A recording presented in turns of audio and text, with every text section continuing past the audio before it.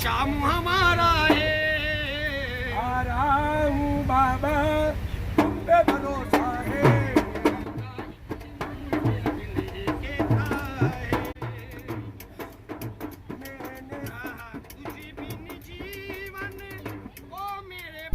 નમસ્કાર મિત્રો, ડિસ્કવર ગુજરાતી ચેનલમાં આપનું સ્વાગત છે। આજે આપણે રાજસ્થાનમાં આવેલો ખાટુ શ્યામની યાત્રા પર જવા જઈ રહ્યા છીએ। તો અહીં અમદાવાદ સાબરમતી રેલવે સ્ટેશનથી આપણે યાત્રાની શરૂઆત કરશું। આગળની જર્ની જે પ્રમાણે રહેશે એ આપણે માહિતી આપશું। તો ચાલો શરૂ કરીએ ખાટુ શ્યામની યાત્રા।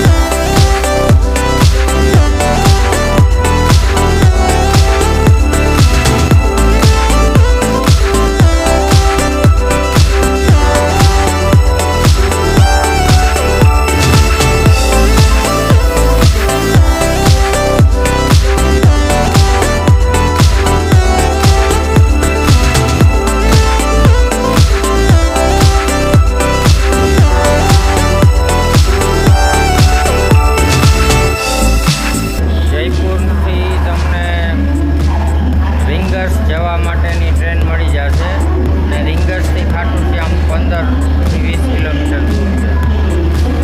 જયપુરથી તમને ભટિંડાની ટ્રેન મળી જશે।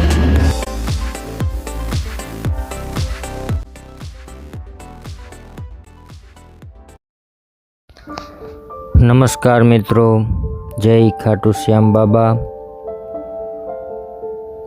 બાબાનો ઇતિહાસ જાણીએ તો આશરે 1000 વર્ષ પૂર્વે આ મંદિરનું નિર્માણ થયેલ છે, જે જયપુરથી 80 કિલોમીટર દૂર છે। ખાટુ શ્યામમાં મંદિર આવેલું છે। આ ખાટુ નામનું ગામ છે। આ મંદિરમાં ભગવાન શ્રી કૃષ્ણ અને બર્બરીકની પૂજા થાય છે। અહીં બર્બરીકનું શીશ છે, એની પૂજા કરવામાં આવે છે। કળિયુગમાં ખાટુ શ્યામને શ્રી કૃષ્ણનો અવતાર માનવામાં આવે છે। ખાટુ શ્યામને હારે કા સહારા કહેવામાં આવે છે। જેની મનોકામના ક્યાંય પૂરી ન થાય તેની મનોકામના શ્યામ બાબા પૂરી કરે છે। તેનો ઇતિહાસ મહાભારત કાળમાંથી આવે છે। પાંડુ પુત્ર ભીમના એ પૌત્ર છે। ખાટુ શ્યામજીનું બાળપણનું નામ બર્બરીક હતું। ખાટુ શ્યામને श्याम बाबा, दीनों का नाथ, कलयुग का अवतार, शीश का दानी, खाटू वाला श्याम, हारे का सहारा, लतदातार, नील घोड़े का अश्वार, खाटू नरेश आवा घणा बधा नामोथी पूजाय छे। पांडुपुत्र भीमना पुत्रનું નામ હતું ઘટોત્કચ। તેના લગ્ન મોરવીની સાથે થયા હતા અને ઘટોત્કચના પુત્રનું નામ હતું બર્બરીક। બાળપણથી જ માતા મોરવી અને શ્રી કૃષ્ણ પાસેથી બર્બરીકે યુદ્ધ કલા શીખી હતી। બર્બરીકે ભગવાન શિવની તપસ્યા કરી પ્રસન્ન થઈ ભગવાન શિવે એમને વરદાનમાં 3 બાણ આપ્યા હતા, જે 3 લોકમાં વિજય બનાવે એવા હતા। આ ભગવાન શિવનું વરદાન મળ્યું હતું। બર્બરીક વીર અને શક્તિવાન હતા। જ્યારે કૌરવ અને પાંડવનું યુદ્ધ ચાલતું હતું ત્યારે યુદ્ધ જોવા માટે પોતાની માતા પાસે રજા લેવા જાય છે। માતા પૂછે છે કે તું કોના તરફથી યુદ્ધ લડીશ? ત્યારે બર્બરીક કહે છે કે હું હારે એની બાજુથી યુદ્ધ લડીશ। શ્રી કૃષ્ણએ આ બધી વાતની ખબર હતી, એટલે ત્યાર પછી બર્બરીક યુદ્ધ જોવા માટે જાય છે। ત્યારે રસ્તામાં ભગવાન શ્રી કૃષ્ણ બ્રાહ્મણનું સ્વરૂપ લઈ અને બર્બરીકને રોકે છે।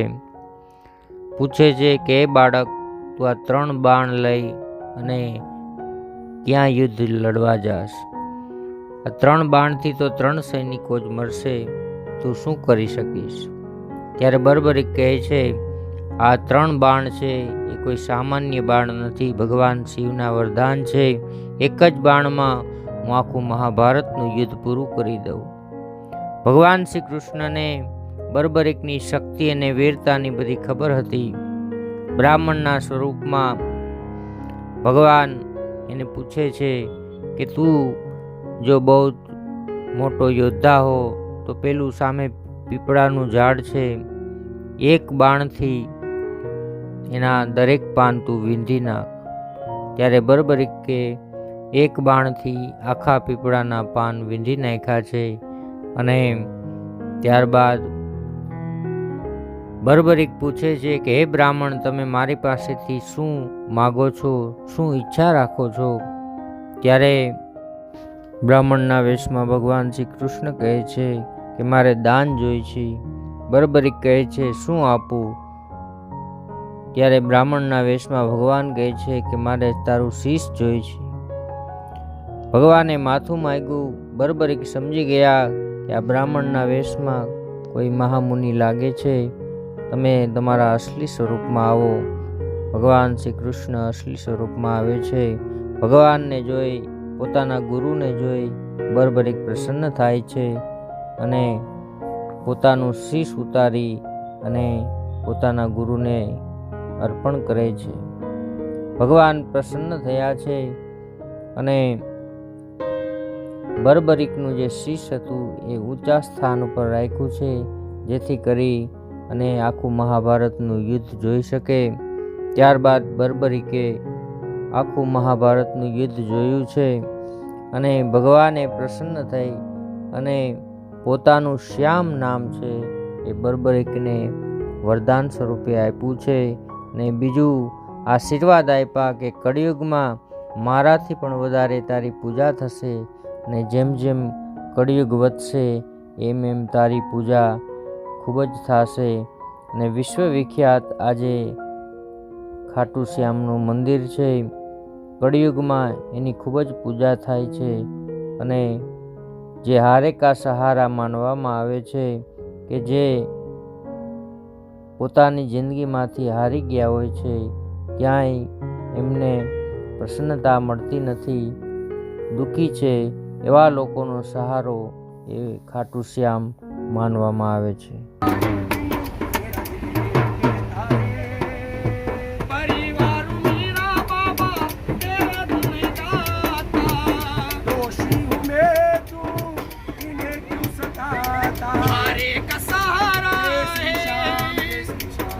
श्याम हमारा है, आ रहा हूँ बाबा, तुम पे भरोसा है.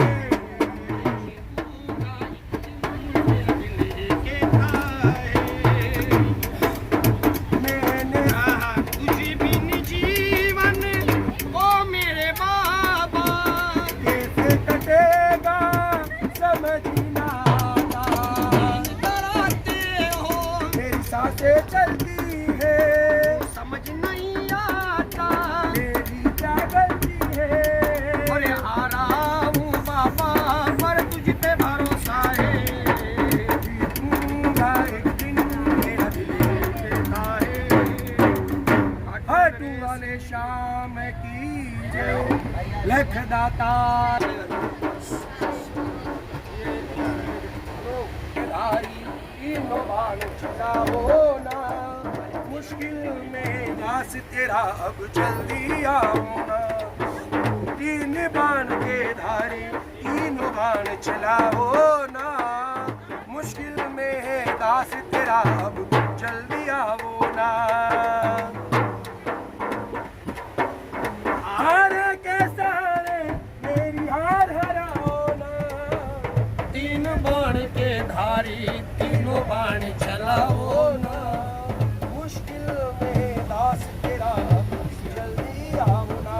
शाम आओ ना, श्याम आओ ना, शाम आओ ना, शाम आओ ना.